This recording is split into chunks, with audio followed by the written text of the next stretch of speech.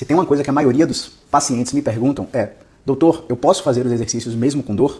E eu vou te provar, através de algumas analogias aqui, porque você deve fazer alguns exercícios mesmo apesar da dor. Exercícios que nós prescrevemos. E eu fico até receoso de falar nós, fisioterapeutas, porque hoje em dia você sacode uma árvore e cai em 300 fisioterapeutas, sendo 295 com formações extremamente meia boca na nossa área profissional, comprometendo toda a segurança e eficácia dos tratamentos baseados em exercício que muitos fisioterapeutas competentes podem lhe oferecer. Bom, vamos pensar numa porta. Vamos pensar nessa porta. Vamos supor que eu não venha mais no consultório por 10 anos. E aí 10 anos depois, 5 anos depois, eu volto aqui e tento abrir essa porta. Como é que essa porta... Essa porta vai estar rangendo, né? Essa porta vai estar rígida. E se você não abrir essa porta com cautela e expondo nas pequenas angulações de abertura das suas roldanas, o que pode acontecer com a porta, com a fechadura? Ela pode quebrar, não é mesmo? O problema pode se tornar cada vez maior. Então, muitas vezes a gente avalia um paciente aqui e durante a prescrição dos exercícios, os pacientes sentem dor. E nesses pacientes eu faço questão de levantá-los da maca, levantá-los da cadeira e pedir para eles executarem o teste provocativo que na avaliação gerou a dor no qual esse paciente se queixava. E para a surpresa da grande maioria esmagadora dos pacientes, esses pacientes estão estupidamente melhores nos testes que eram provocativos. E eu vou dar um exemplo bem didático até para você que é leigo na área entenda. Vamos supor que você deitou aqui na maca e eu pedi para você abraçar os dois joelhos. Quando você abraçou os dois joelhos, você sentiu dor no quadril direito, dor na coluna lombar e dor no joelho. E é a dor que você se queixa no dia a dia há 5 anos, tá? Só que aí eu te peço para fazer um exercício para melhorar essa dor do teste provocativo. Aí eu peço para você sentar naquela cadeirinha ali e fazer uma série de agachamentos. Estou sendo didático, tá? Claro que existem vários outros movimentos, mas vamos fazer com agachamento para que você entenda. Depois de executar o agachamento, eu peço para você deitar na maca novamente e retestar o abraçar os joelhos, que doeu o seu quadril direito, sua lombar e o próprio joelho. E aí quando você faz o teste, você está 50% melhor, 70% melhor. E eu falo com os pacientes assim: qual foi o remédio que você já tomou na sua vida que te melhorou 70% imediatamente? E eles dão risada, porque não tem. Só que fisioterapeuta, esse é um paciente que você não precisa aplicar ferramentas de monitoramento de progresso. Esse é um paciente que você pode acreditar visualmente que está melhor, porque a capacidade de executar o teste da queixa dele está melhor, porque o relato de intensidade da dor dele está melhor. Apesar do movimento ser provocativo durante a execução, assim que a gente retesta a queixa do paciente, a queixa está melhor. Tá? Foi claro? Então, nesse paciente, você pode confiar somente no relato. Mas a maioria esmagadora dos pacientes que têm síndromes dolorosas crônicas, a gente precisa aplicar ferramentas de monitoramento de progresso.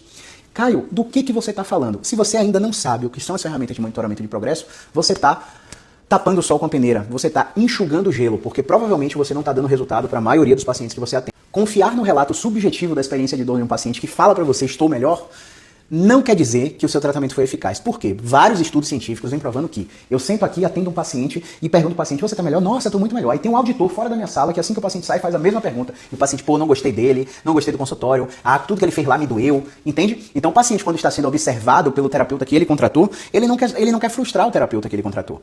Então o examinador independente vai coletar com mais fidedignidade a experiência com o seu tratamento, a experiência do paciente com o seu tratamento.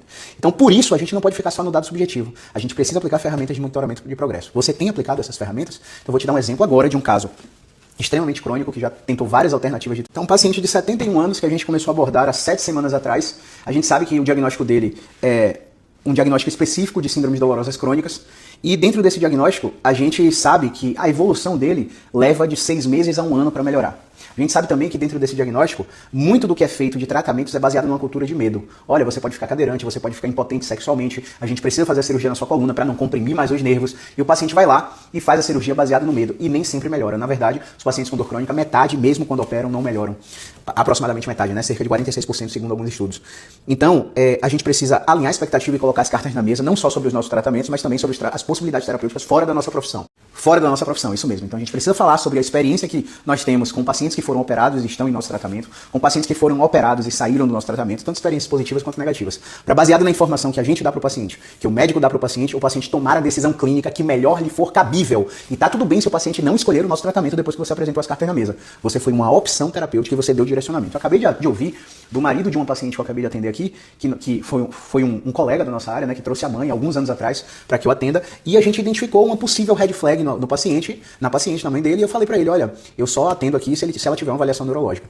E quando ela teve uma avaliação neurológica, realmente identificaram um problema mais severo, que ela foi para neurologia. Quando ele falou comigo aqui, eu me senti extremamente realizado do ponto de vista de que a minha promessa para vocês aqui na rede social tem sido cumprida no sentido de, olha, eu não sei se o meu tratamento vai resolver o seu problema, eu preciso te avaliar. Mas uma coisa que eu te garanto é, sem direcionamento você não fica. Se a minha ferramenta de trabalho através da fisioterapia musculoesquelética não for capaz de resolver o seu problema, eu vou saber e vou te direcionar para o profissional que você terá a possível e mais eficaz solução do seu problema. Eu não fico prendendo o paciente porque eu vou receber dinheiro dele de tratamento, como muitos profissionais fazem por aí. Se eu sei que o meu tratamento não é efetivo para você, eu vou te direcionar para o profissional que é mais efetivo. Se eu sei que o meu tratamento dá resultado para você baseado na minha avaliação, eu vou te vender um tratamento baseado no tempo de tratamento. Tá? Então me senti extremamente realizado nesse sentido, porque ele falou que depois de mim, ele parou praticamente de buscar outros profissionais e foi direto para o profissional que a mãe dele precisava, né? E hoje ele trouxe a esposa, que eu, mais uma vez, gratidão por ter trazido aí a digníssima, e vamos seguir o tratamento à risca, espero dar resultado, e vamos para cima, tá? Mas, voltando ao ponto do assunto de monitoramento de métricas de progresso,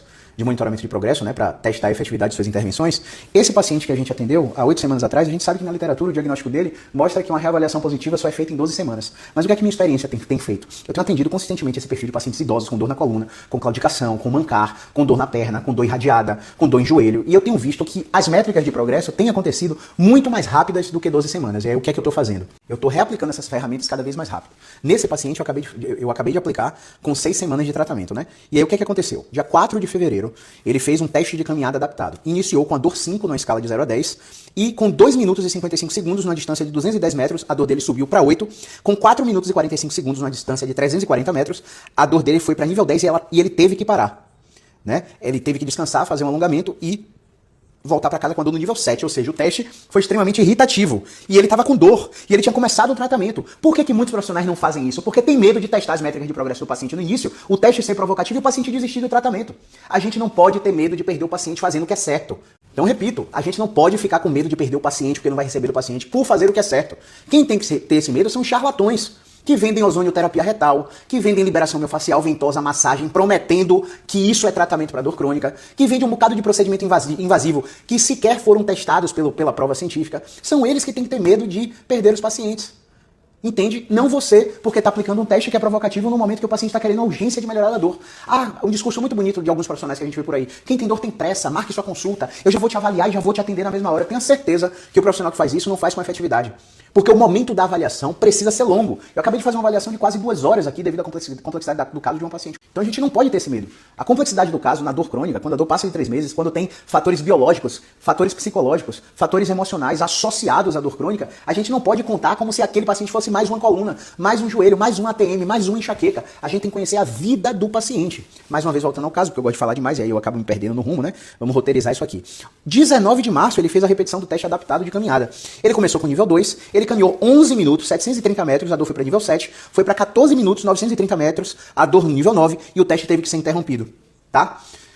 A gente vai reaplicar esse teste de caminhada e todos os outros testes, que foi apenas uma das ferramentas de monitoramento de progresso. A gente também aplicou o CSI, o uso extra, o FABQ. Para que isso serve e por que eu tô aplicando cada vez mais rápido, cada vez mais precoce? Porque as minhas intervenções nos pacientes baseadas em exercício estão sendo cada vez mais efetivas no sentido de modulação descendente da dor. O exercício desencadeia uma cascata neurobiológica no cérebro que faz com que sua corrente sanguínea mande todos os mecanismos analgésicos que o sistema nervoso central precisa produzir. Não para você estar comprando remédio em farmácia, nada contra. Às vezes é necessário que você use o remédio da farmácia também. Mas o principal remédio é o que você produz dentro do seu corpo, mediado por exercício físico. Então, quando a gente faz isso, a gente mantém o encorajamento do paciente. O paciente que tem aí 6 meses de tratamento pela frente, né? 24 semanas de tratamento pela frente, fez 6 semanas, fez 18 semanas pela frente, tá com expectativa extremamente alinhada, se sentindo seguro, se sentindo confiante, fazendo tudo que eu peço em casa. Então são coisas que trazem a alegria e a realização de ser fisioterapeuta, né? Eu não me vejo encaixado em nenhuma outra profissão que não seja essa. Eu não acho que eu teria tanto sucesso como eu tenho se não fosse a fisioterapia ter me escolhido, né? Lá quando eu era atleta de karatê, que eu tive várias lesões, tornozelo, pubalgia, joelho, passei na mão de vários ortopedistas meia boca, e eu usaria um termo mais pesado aí, ainda se não fosse rede social, que colocaram crenças na minha cabeça que só dificultaram o meu processo terapêutico, até eu encontrar 2 fisioterapeutas, graças a Deus, que mostraram pra mim que essa profissão existia. Então, por isso que eu brinco que a fisioterapia me escolheu. Então, cuidado, você que vai em qualquer profissional, mais uma vez, você sacode uma árvore, meu amigo, cai em 300 fisioterapeutas meia boca. Desses 300, 3, 6 vão ser realmente acima da média. Então, cuidado quando você, depois de passar por 5 profissionais, 10 profissionais, depois de sofrer 6, 7, 8, 10 anos de dor, encontrar um profissional que realmente avalie você profundamente, conhecendo o seu contexto, perguntando tudo da sua vida, além de, dói aonde? Dói quando você faz o quê? Tá, e o que a ressonância disse? Você já foi no médico? Tá, faz esse exercício aí. Pronto, você vai fazer esses 3 exercícios em casa. Pelo amor de Deus. Carl Jung já falava, né? Domine todas as técnicas, saiba todas as teorias, mas antes de tocar uma alma humana, seja outra alma humana. É claro que não é nessa ordem aí, eu sou sempre com esses ditados aí, eu sempre bagunço tudo, mas você entendeu o propósito dessa mensagem, né? Então, cuidado quando você parar num profissional que realmente você tem a convicção de que o cara sabe o que é que tá fazendo com você e você diga, não, mas é muito caro, eu não vou fazer. É uma escolha. É muito caro, eu não vou fazer. É uma escolha sua. É uma escolha que requer prioridades. Carnaval passou aí, galera em camarote, galera viajando, galera fazendo... virada de ano, galera trocando carro, galera se apertando, reformando casa. Mas pra dor crônica, pra tratar uma dor que tá limitando sua atividade de trabalho, que tá limitando sua vida, o tratamento é caro? Experimenta fazer o tratamento barato e cronificar o seu problema, ficar sem resolver por mais tempo e tornar o seu problema cada vez mais complexo. Cara, você pode ter 30 mil problemas na sua vida, mas se você tiver saúde, você é capaz de resolver todos eles. Mas se você tiver um problema de saúde, meu amigo, um problema de saúde, todos os outros desafios que a vida lhe impor vão ser muito mais difíceis de serem resolvidos. Então dê prioridade ao que realmente merece prioridade. Se você concorda comigo, reage aqui.